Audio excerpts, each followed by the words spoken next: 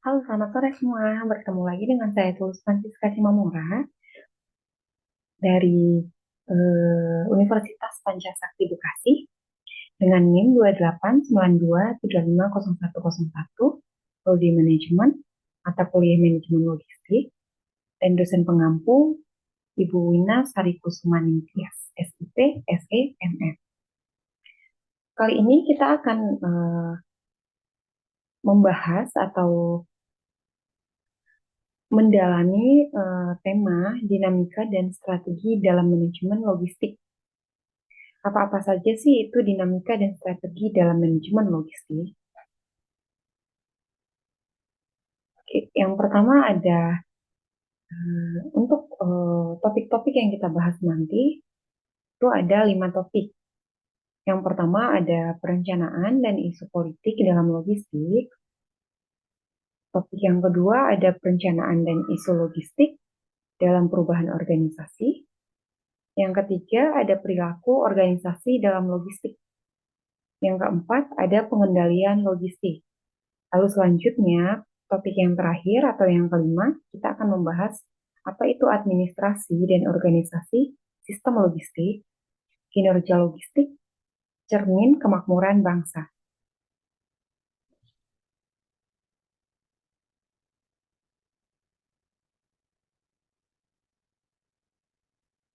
Oke, untuk perencanaan dan isu politik dalam logistik, yaitu di mana perencanaan logistik diartikan sebagai proses penentuan kebutuhan logistik secara efisien dan efektif, seperti meliputi perencanaan transportasi, distribusi, gudang, dan aliran informasi. Untuk pengaruh-pengaruh isu politik di dalam perencanaan, yaitu ada beberapa poin, ada 3 poin. Yang pertama ada kebijakan pemerintah, di mana itu adalah pajak, bea cukai, regulasi perdagangan mempengaruhi pergerakan barang. Yang kedua adalah stabilitas politik, yang di mana di sini konflik pergantian pemerintahan, pergantian pusat pemerintahan. Jadi untuk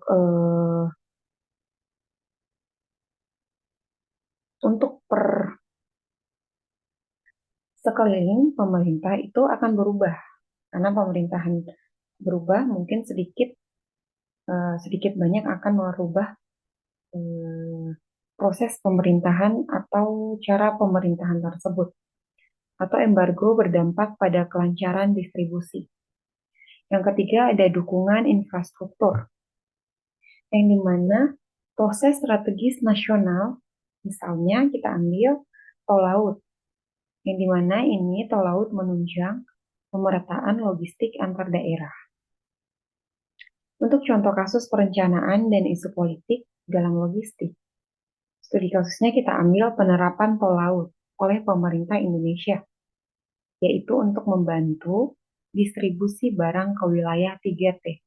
Apakah 3T itu mungkin 3 triliun atau T apa?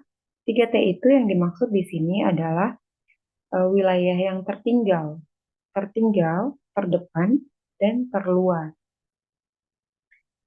Dan isu politik internasional seperti perang dagang Cina dan Amerika Serikat berdampak besar-besaran pada rantai pasok global.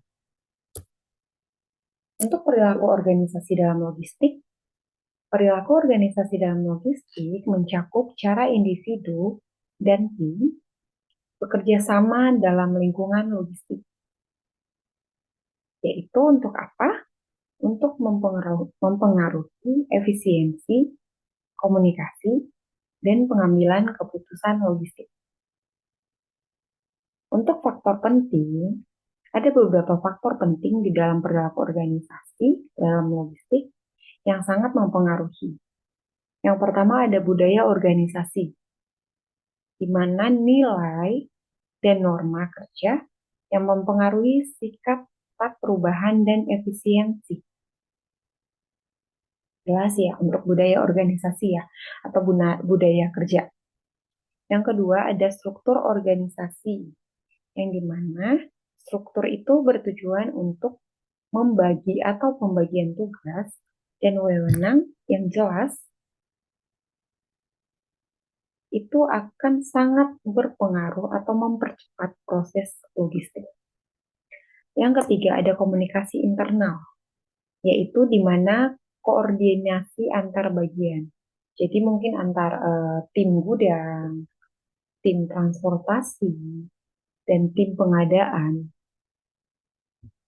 Koordinasi antar bagian tersebut sangat penting atau sangat-sangat krusial untuk mencapai tujuan. Oke, contoh kasusnya dapat kita ambil di perilaku organisasi dalam logistik. Contoh kasusnya itu yaitu di mana sebuah perusahaan dengan budaya kerja kolaboratif dan terbuka lebih siap menghadapi tantangan logistik, keterlambatan atau perubahan permintaan mendatang.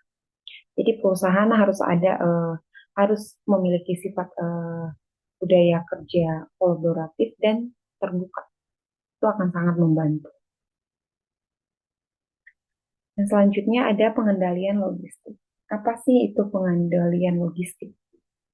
Pengendalian logistik adalah proses mengawasi, mengevaluasi, dan memperbaiki seluruh aktivitas logistik agar sesuai dengan rencana. Seperti mengontrol tim agar mencapai tujuan yang sudah direncanakan.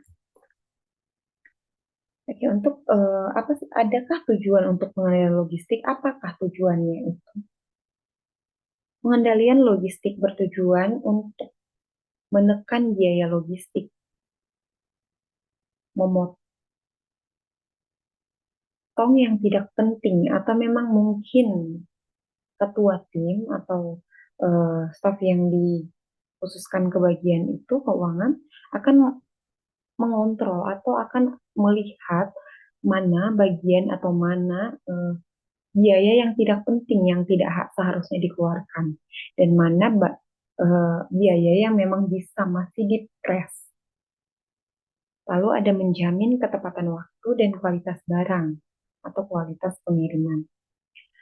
Itu bertujuan untuk meningkatkan kepuasan pelanggan agar pelanggan-pelanggan yang sudah memesan atau sudah eh, meminta pengiriman itu puas dengan pengiriman yang cepat. Menghindari pemborosan dan kerugian. Siapa sih yang mau rugi perusahaannya? Tidak ada ya.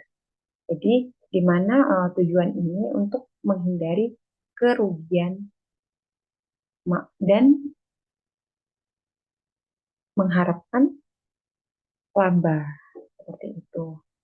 Lalu untuk metode pengendalian, di sini ada sistem informasi logistik atau IRP, WMS, dan TMS. Lalu selanjutnya pemantauan real time atau GPS tracking, RFID.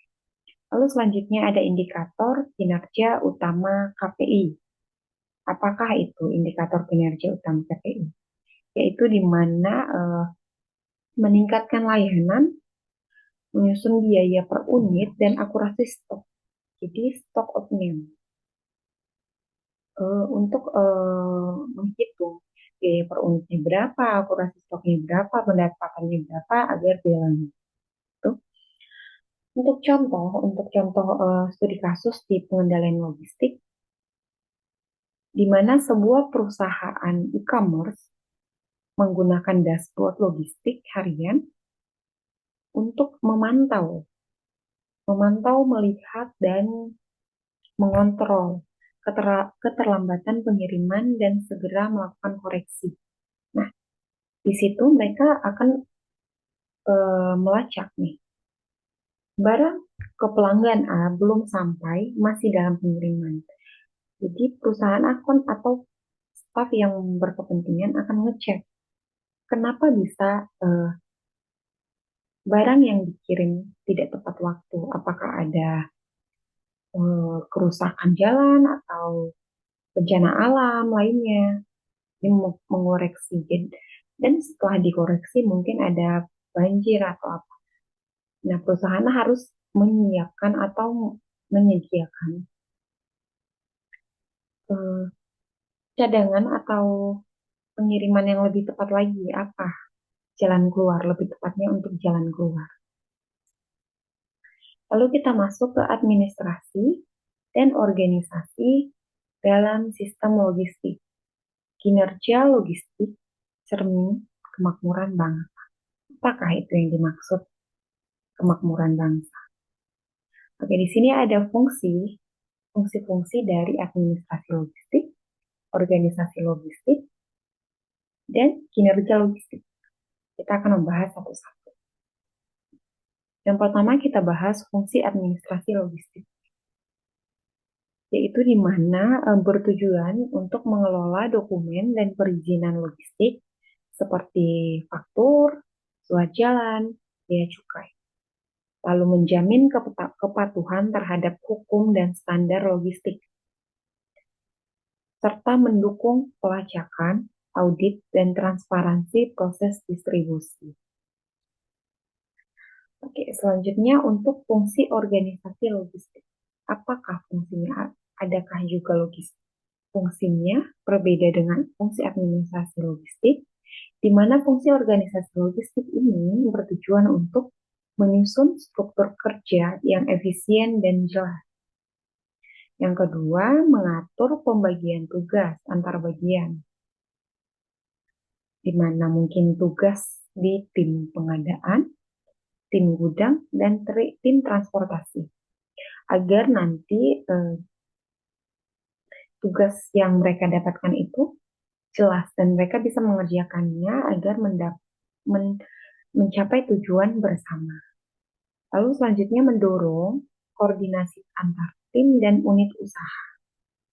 Lalu selanjutnya kita akan membahas kinerja logistik sama dengan cermin kemakmuran bangsa tadi ya. Yang dimana sistem logistik efisien lalu barang tersedia akan mencapai ekonomi tumbuh.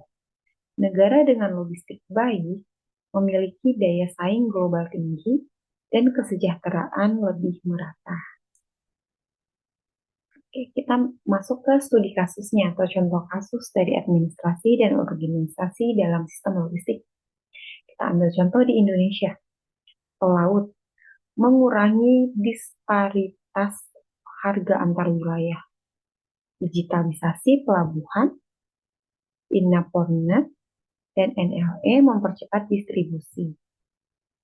Target pemerintah yaitu menurunkan biaya logistik nasional dari lebih besar dari 23% menjadi ke 14% PDB. Jelas ya, untuk kasusnya ya, untuk menurunkan. Oke, kita masuk ke dalam perubahan dalam organisasi logistik, perencanaan, dan isu logistik. Yang A, kita masuk untuk penyebab. Apa penyebab perubahan dalam organisasi logistik? Yaitu di mana adanya kemajuan teknologi, yaitu otomatisasi, AI, load, big data, itu akan menuntut pembaruan sistem logistik. Yang kedua ada perubahan pasar, yang dimana lonjakan e-commerce, permintaan konsumen lebih cepat dan fleksibel. Lalu selanjutnya ada krisis global, di mana kita pernah mengalami mungkin pandemi COVID. Lalu ada perang dagang, dan bencana memaksa adaptasi lebih cepat dalam logistik. Lalu kita akan membahas implikasi terhadap perencanaan. Perencanaan logistik harus menjadi lebih adaptif dan berbasis data. Fokus pada fleksibilitas jaringan pasok, bukan hanya efisiensi. Kebutuhan skenario cadangan atau kontingensi planning akan semakin tinggi. Oke, selanjutnya ada isu-isu utama dalam logistik modern. Sustainability atau logistik hijau yaitu tekanan untuk menurunkan emisi karbon. Lalu ada digitalisasi dan keamanan data, yang dimana sistem logistik digital rentan peretasan jika tidak disiapkan. Lalu kekurangan SDM terlatih di bidang teknologi logistik, seperti perusahaan tersebut tidak mengadakan atau tidak melanjutkan secara rutin untuk pelatihan-pelatihan bagi karyawannya. Jadi akan kekurangan SDM terlatih. Kita masuk ke contoh perubahan nyata di dalam perubahan dalam organisasi logistik, yaitu banyaknya perusahaan beralih ke supply chain, integrasi data real-time, robotisasi gudang, dan logistik prediktif. Pusat distribusi didesain ulang untuk e-commerce, yaitu small batch, cepat, dekat, dan dekat dengan pelanggan. Oke. Selanjutnya kita masuk untuk kesimpulan dari semua topik yang kita bahas tadi. Topik yang 5 topik untuk kesimpulannya yaitu sistem logistik modern bukan hanya tentang pengiriman barang, melainkan mencerminkan efisiensi, koordinasi, dan kesiapan suatu negara atau organisasi dalam menghadapi dinamika global. Perencanaan yang responsif terhadap isu politik, perilaku organisasi yang adaptif, serta pengendalian yang berbasis teknologi adalah elemen kunci dalam menciptakan rantai pasok yang efektif. Administrasi dan organisasi logistik yang tertata menunjukkan kualitas tata kelola, sementara performa logistik secara keseluruhan dapat menjadi indikator kemakmuran suatu bangsa. Di tengah tantangan global dan percepatan perubahan teknologi, kemampuan organisasi logistik untuk terus bertransformasi dan merespons isu-isu strategis akan menjadi pembeda utama antara yang berkembang dan yang tertinggal. Oke, sekian topik dan pembahasan yang saya bawakan. Semoga teman-teman semua lebih mengenal apa itu logistik. Terima kasih, sampai bertemu lagi. Bye-bye.